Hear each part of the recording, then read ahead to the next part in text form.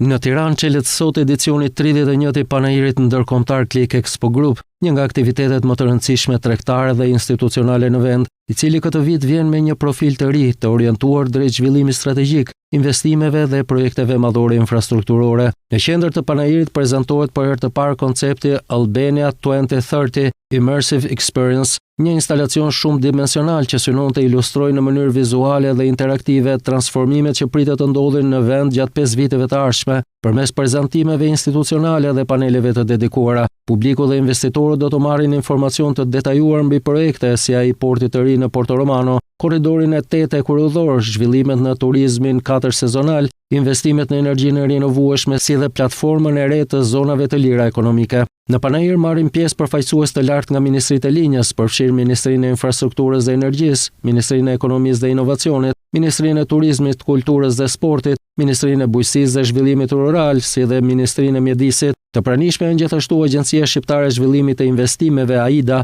Albanian Investment Corporation, Autoriteti Kombëtar i Kibernetikës dhe institucione të tjera rregullatore. Në krah të institucioneve janë të pranishme edhe kompani strategjike shqiptare dhe ndërkombëtare në sektorët e energjisë, teknologjisë, industrisë ushqimore, ndërtimit dhe agroturizmit, të cilat prezantojnë risit, modelet e bashkëpunimit dhe projektet e tyre të ardhshme. Scan TV është partneri zyrtar mediatik i panairit, duke ofruar mbulim të plot në të gjitha platformat televizive dhe digjitale, ndërsa do të realizohen intervista, analiza dhe raporte të posaçme mbi projektet strategjike që po përcaktojnë fazën e re të zhvillimit ekonomik të vendit. Paneri do të zgjas 4 ditë dhe pritet të jetë një pikë takimi mes qeverisë, biznesit, investitorëve të huaj dhe institucioneve ndërkombëtare, me qëllim për të forcuar bashkëpunimin ekonomik dhe për të krijuar një platformë konkrete për projekte të reja zhvillimi.